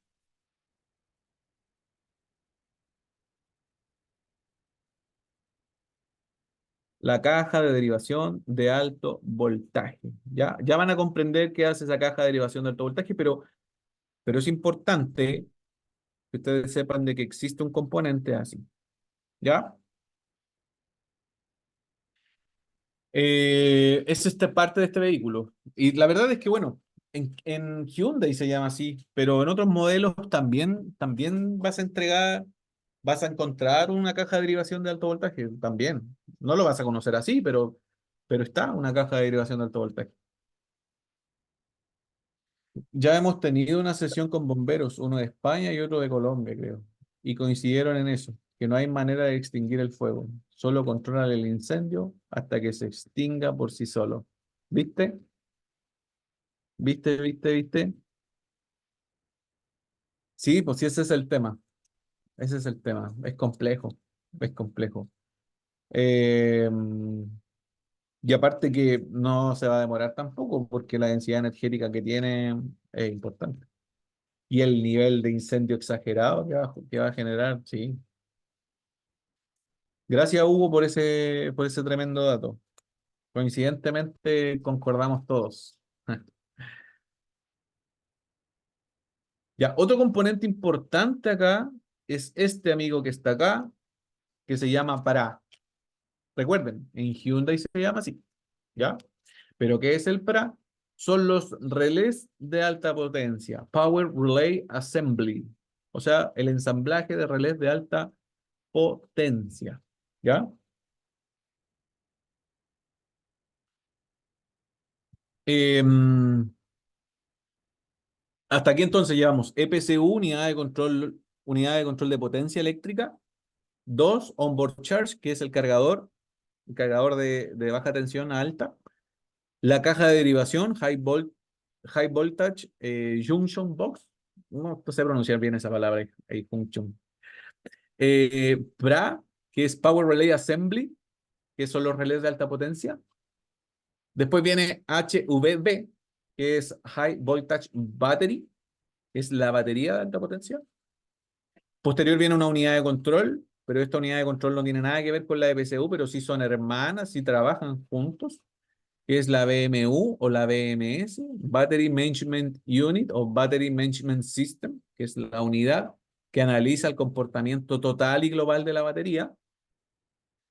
Después internamente dentro de las baterías hay otras unidades de control que se conocen CMU, o sea, Cell Monitor Unit es la unidad que monitorea el voltaje, la temperatura de los módulos, el voltaje de cada celda, etcétera. Es quien le informa a la PMU que todo anda relativamente bien, ¿ya? Después hay otra pequeña unidad, pero que es parte de la EPCU, es decir, todas estos que están acá, tanto la MCU como la BCU como la LDC, son parte de la EPCU. MCU es Motor Control Unit, es la unidad que monitorea el motor eléctrico para que giren las ruedas. La BSU es la unidad que analiza el comportamiento del vehículo, todas las otras variables para que pueda funcionar el motor eléctrico, el recorrido del pedal, las características de demanda, etcétera. Vehicle Control Unit. Y después viene el LDC, y el LDC, recuerden, esto es Hyundai, LDC es Low Direct, como de directo, Direct Current, o sea, corriente directa baja, por ahí la traducción, Current. ¿Qué es esto? Si ustedes lo analizan en otro vehículo, esto es el conversor de CDC, muchachos. El conversor de CDC. ¿Qué es el conversor de CDC? ¿Saben qué es eso?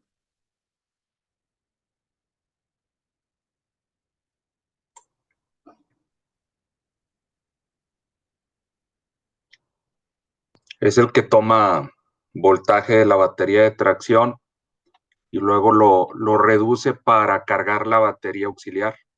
Perfecto, perfecto, muy bien, tal cual. Es aquel que toma la energía de la batería principal, ¿cierto? La batería de tracción, y lo reduce para poder cargar una pequeña batería que se encuentra acá. Es la batería auxiliar desde ahora en adelante, la batería auxiliar, y que es una batería para que funcione todo el sistema de baja tensión. Ah, entonces entiendo que un vehículo eléctrico tiene circuitos de baja tensión como circuitos de alta tensión, ¿ya? Todos aquellos circuitos que son de baja tensión son circuitos donde ve las luces, el limpia parabrisas, acá le llaman el sapito de agua, que es el, el surtidor de agua para limpia parabrisas, ¿no? La regulación de asientos, el suministro energético para las unidades de control, todo el circuito de baja tensión. Y en un circuito de alta tensión,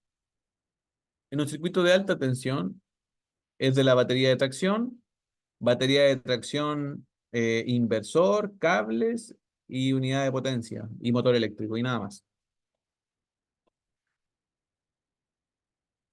Nada más. ¿Sí? EPCU es Electric. Lo voy a anotar en el chat, muchachos, ¿ya? Electric Power Control Unit.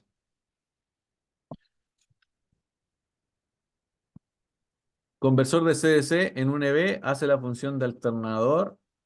No, ojo, el concepto alternador yo creo que no está como aplicado acá, ¿sí? De hecho, el concepto de alternador proviene principalmente de que su mecanismo de trabajo es en función de una alternancia de fases eléctricas y que después pasan a ser rectificadas. En este caso no hay rectificación de ningún tipo, solamente hay una baja. Convierte la alta en baja, pero sigue siendo corriente directa todo el rato. Es un tema de juego de conceptos nada más. No es que esté mal el concepto global, pero el concepto alternador creo que no está aplicado bien acá. ¿Ya? Eh, y esos son las unidades principales de este vehículo como tal. Claramente las iremos como reforzando en la medida que vayamos avanzando. Bueno, el contexto estructural. Bueno, aquí está el contexto estructural. Yo acá les estoy entregando oro, muchachos. Oro, oro puro. Usted verá cómo trabajar ese oro. ¿Qué era el LDC? El conversor. Conversor de CDC. Conversor de CDC.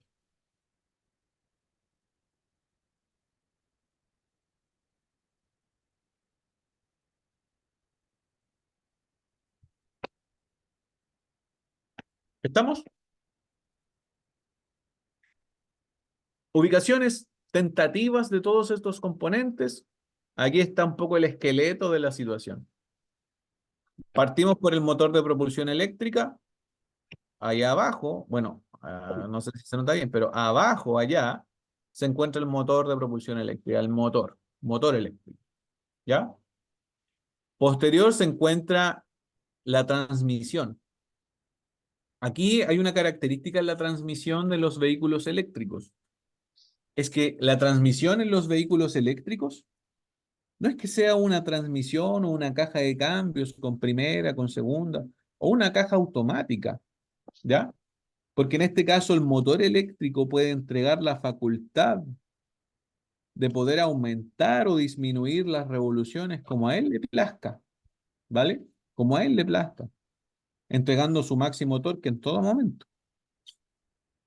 Y también puede invertir las polaridades para que el motor pueda ir hacia atrás, en sentido inverso. Por lo tanto, ya no requiero una caja de cambios como tal, solamente un engranaje reductor. ¿Por qué un engranaje reductor? Bueno, un engranaje que me permita aumentar la fuerza del motor eléctrico para poder mover una masa vehicular de 1.600 kilogramos, para que me permita tener un poco más de fuerza nada más, ¿ya? Y poder disminuir las revoluciones del motor eléctrico, pero sí su desempeño sigue siendo muy, muy potente con un pequeño motorcito, no más de este tamaño, pero que tiene una facultad importante, gracias a que trabaja a la par con los engranajes reductores eh, para el movimiento dinámico del vehículo. Posterior viene el conjunto de baterías. Todo esto que ustedes están viendo acá, todo esto que están viendo acá, es el pack de baterías, ¿ya? El pack de baterías se construye modularmente. Internamente hay unos módulos. El fabricante lo construye modularmente para poder tener una mejor eh, característica constructiva. La verdad es que hoy día cambio de packs de baterías, cambio de módulos de baterías, no es como, no es como eh, una labor que debe hacerse principalmente en talleres de electromovilidad. O sea, perdón, en concesionarios, ¿no? En marcas. Hoy día cambian el pack completo. Pero quienes ya estamos avanzando más en electromovilidad, ya podemos como hacer cambios, incluso hasta de celdas. Y nos podemos encontrar de que la batería o el pack de batería se construye modularmente y que interior de cada celda, perdón, interior de cada módulo se encuentran las famosas celdas, ¿ya?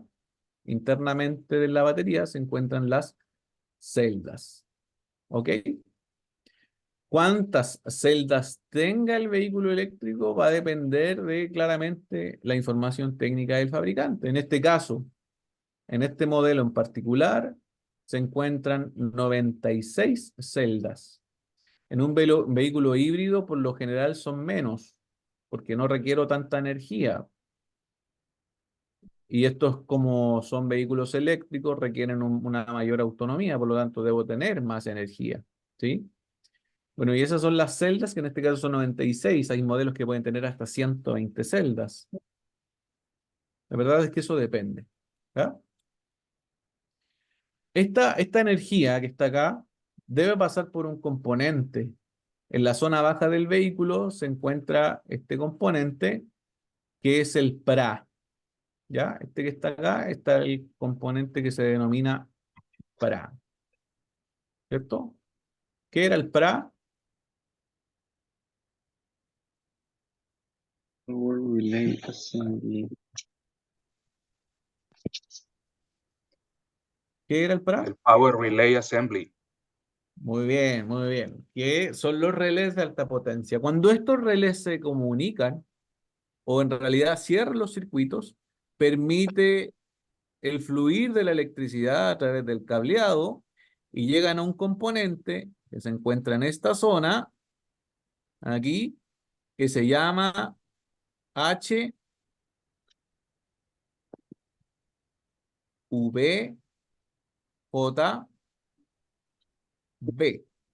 O sea, la famosa caja de... De alto voltaje, High Voltage Junction Box, ¿no? Se llama. Sí, es la caja de derivación de alto voltaje. Muy bien.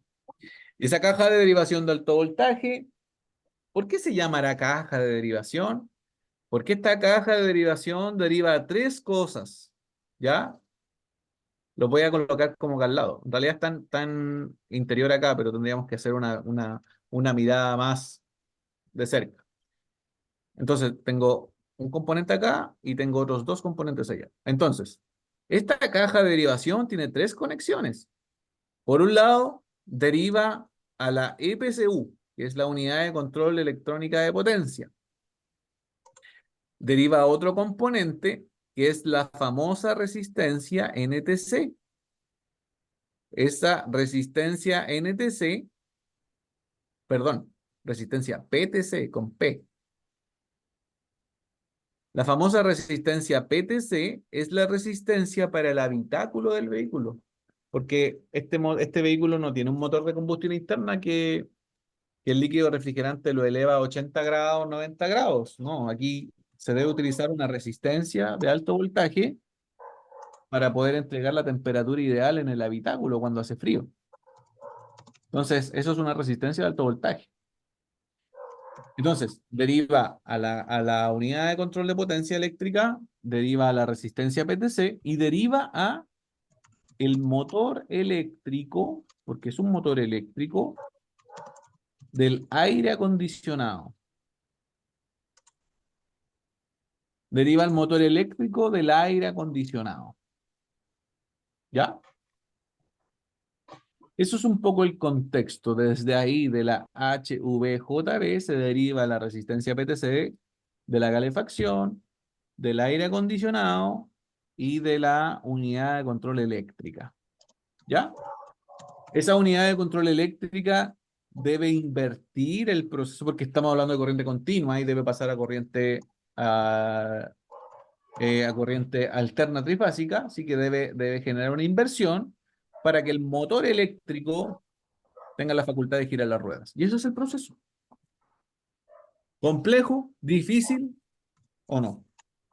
Bueno, puedo mencionar además que pasan por cables de alto voltaje y puedo mencionar que este elemento que es el cargador OBC se utiliza solamente cuando yo estoy generando una comunicación eléctrica o cargando el vehículo, ¿no?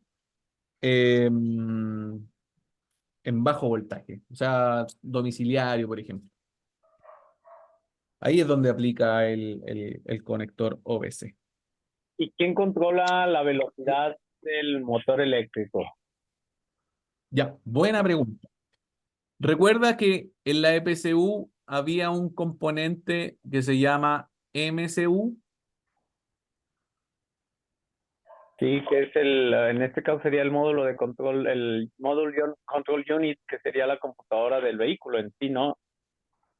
Claro, el MCU sería la unidad de control del motor eléctrico. Y este es el que se encarga de poder regular la velocidad del motor eléctrico. Internamente se encuentran unos elementos que se llaman transistores IGBT. Los transistores IGBT son transistores de control de alta potencia.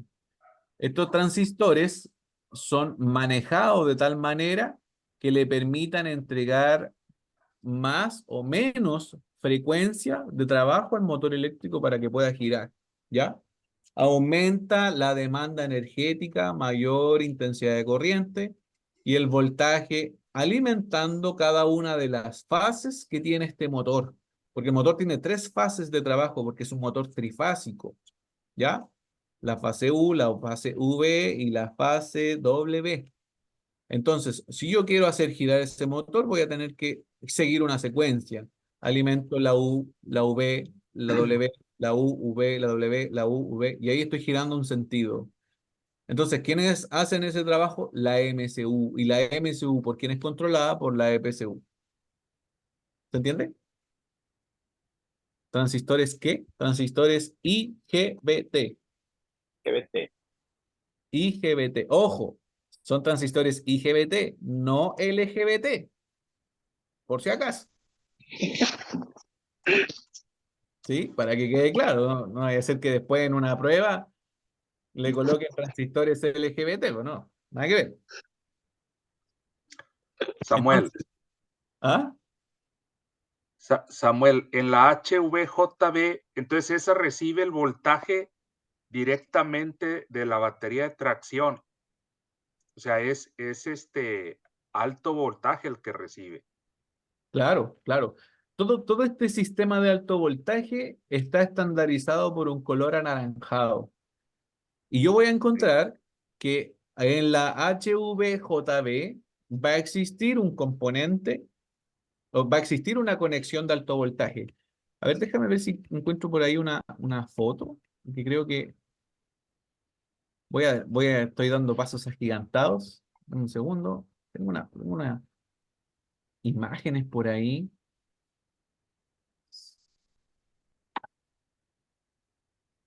Bueno, no sé si se podrá ver bien. Bueno, ahí estábamos bien, haciendo una característica de seguridad, pero bueno, ese es el conector. Y ese conector llega a este componente, que es una caja de derivación, ¿sí? Ujú. Bueno, ahí tengo con los estudiantes. Ahí. Ah,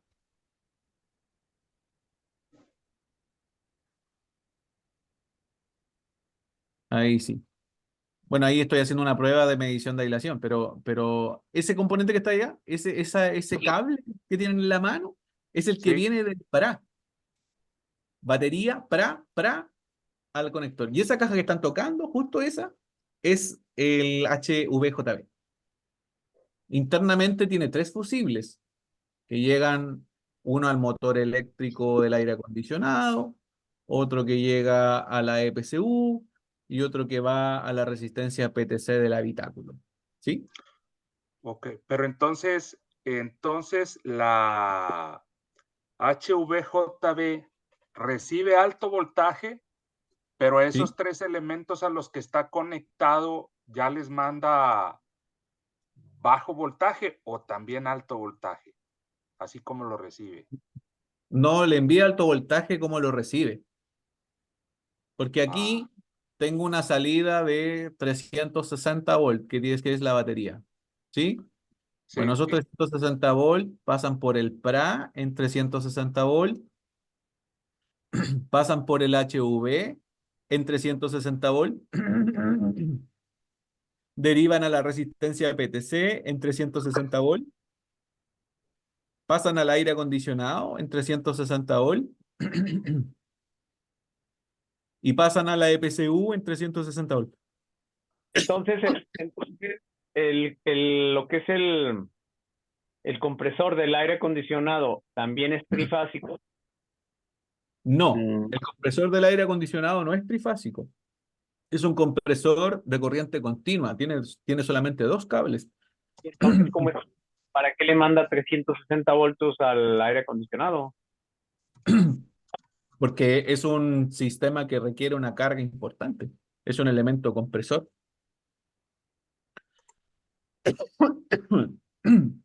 Entonces debe enviar una carga importante de Es energía. es un motor de corriente continua que trabaja en 360 voltios, Sí, al igual que una resistencia para calentar, también igual de 360 voltios. sí, también. Ok, muy bien. 360 voltios son los que le envían. Voy a ver si mañana Así les tengo como para la próxima semana. A ver si puedo captar los 360 volts a la entrada del compresor del aire acondicionado, que tengo el vehículo allá en el taller. Y la resistencia PTC, a ver si los puedo como captar con el multímetro para que lo vean. Esa resistencia PTC y el aire acondicionado son para el interior del vehículo, para el habitáculo, o son para el pack de baterías. Ya, buena pregunta. La verdad es que en esta configuración y en este vehículo son para el habitáculo. ¿Ya? Hay configuraciones hoy día de que las baterías pueden ser refrigeradas a través del mismo aire del aire acondicionado. Hay configuraciones así, ¿ya? Eh, eso lo explico porque en este modelo en particular el sistema solamente permite una refrigeración por aire, por un aire de entrada, filtrado claramente por un filtro, y después con una salida de extracción. Pero hay modelos que sí tienen el aire acondicionado porque su demanda energética es mayor. Esta es una batería de 28 kWh. Es una batería pequeña. Es un vehículo que tiene una autonomía de 200 kilómetros. Kilowatt-hora. Hay otros modelos que tienen baterías mucho más grandes, donde su temperatura puede ser mucho mayor de trabajo. Por eso es que deben ser refrigerados con aire acondicionado. Y hay baterías que pueden estar sometidas en ambientes muy fríos. Y si eso ocurre, va a existir una resistencia Caliente. PTC que aumente la temperatura del pack de baterías para que puedan entrar en un concepto de rango de operación. Es decir, que puedan funcionar aproximadamente, esto es un ejemplo, pero que puedan funcionar, no sé, desde 5 grados Celsius hasta los 30 grados Celsius. Ese es su rango operativo.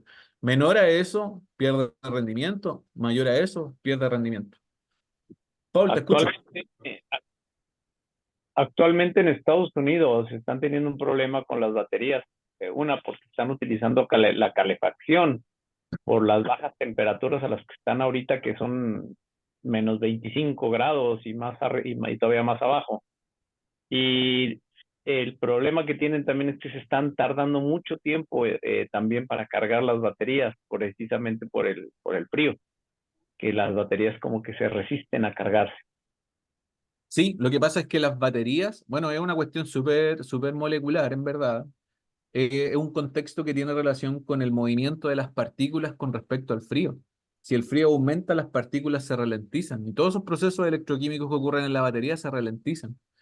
La batería pierde significativamente eh, rendimiento por las bajas temperaturas, ¿sí? Por lo tanto, el poder desprenderse de energía no va a ser un proceso rápido, eh, menos la carga, ¿no? O sea, tampoco ese proceso se va a ver beneficiado con muy bajas temperaturas.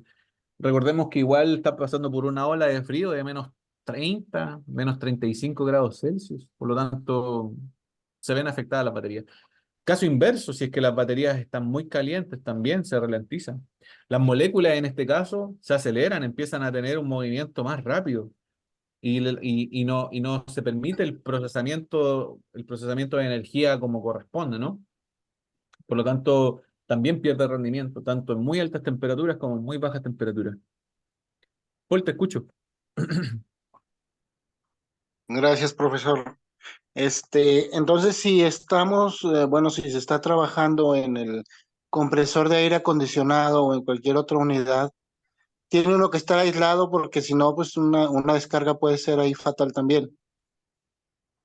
Sí, la verdad es que si tú quieres trabajar en el aire acondicionado, y estoy hablando en el aire acondicionado en términos eléctricos del aire acondicionado, porque tú puedes trabajar en el criterio de medir las presiones y ahí no tendrías problema. Pero, pero cuando me refiero al trabajo del aire acondicionado como compresor, está sometido a alta tensión, por lo tanto debes desconectar el sistema de alta tensión, a no ser que quieras como observar un poco el funcionamiento. Pero si tú quieres como desmontar el compresor, vas a tener que trabajar en el sistema de alta tensión, desconectar la alta tensión, equiparte, porque el compresor puede ser una situación, problema, eso se le conoce como falla de aislamiento, una falla de aislamiento probable, los puntos críticos de alta tensión que pueden ser un problema a la seguridad. Por lo tanto, debes trabajar equipado. Quienes trabajan en electromovilidad van a tener que desmontar el compresor del aire acondicionado. Bueno, tienen que desconectar el sistema de alta tensión. Samuel, ¿y este contexto estructural que presentas es nada más para este carro o es general para los eléctricos? Porque a lo mejor es confusión mía. En otras ocasiones lo que yo había entendido es que solamente lo que es la batería de tracción, el inversor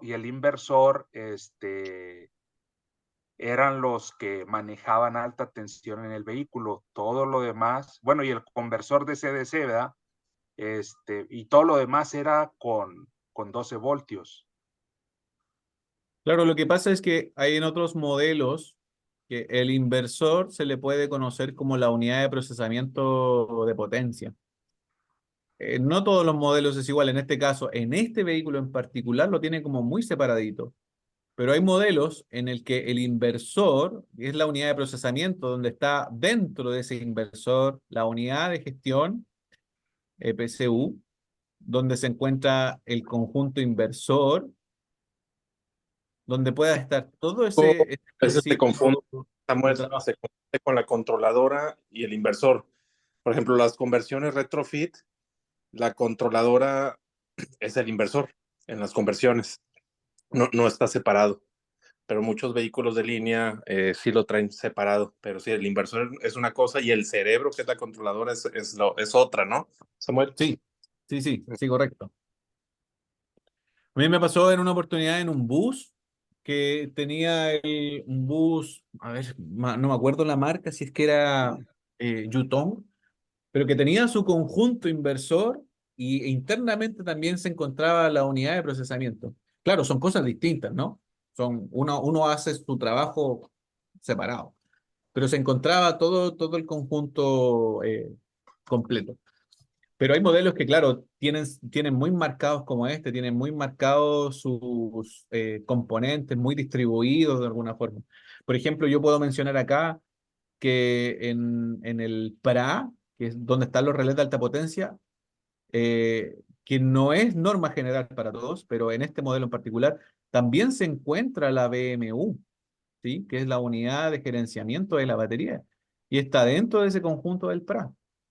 La BMW en este vehículo en particular se encuentra dentro del PRA. ¿Sí? No sé si me expliqué. Sí, gracias. Pero claro, cada uno tiene su función muy marcada, muy particular. ¿Ya?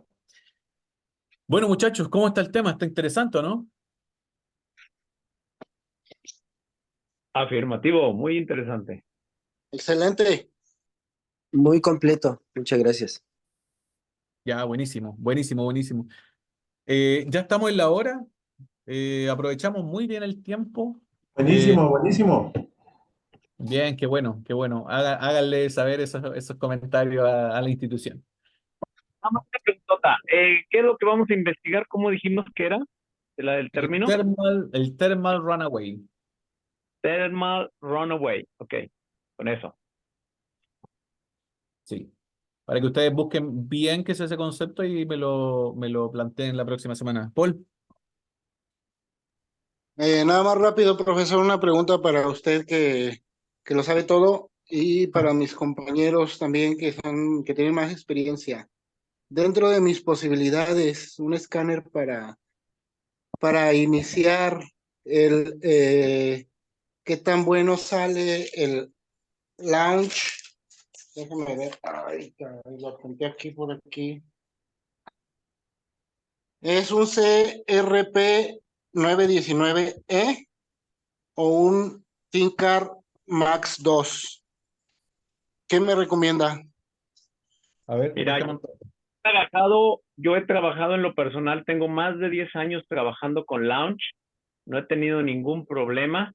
La cuestión es que el que tú quieres comprar le llamamos el Raider, que es lector de código solamente. Está muy limitado en programaciones, sí te hace alguna que otra de programación de cuerpos de aceleración, pero está muy, muy limitado. Yo te recomendaría, si puedes, pues comprarte el X431. Actualmente estamos en la versión X431 5, pero también el ThinKar manejan el mismo software, es muy similar y está un poco más completo e incluso está hasta más barato, pero prácticamente son lo mismo. Porque en Entonces ese modelo no te venden la tablet. no, en el C-Raider sí. El C-Raider trae una pantalla, pero está muy limitado. En Launch viene con todo y tablet. Y ThinKar acaba de sacar uno que viene con todo y tablet. Incluso anda en alrededor de los 20,000 pesos o algo así por ahí, aproximadamente. Sí, pero cualquiera de los dos de Launch X431 o ThinKar te funcionan perfectamente sin problema. Y te lo recomiendo más que el Raider. Y Paul, ¿qué tipo de trabajos quieres hacer tú? Bueno, pues más que nada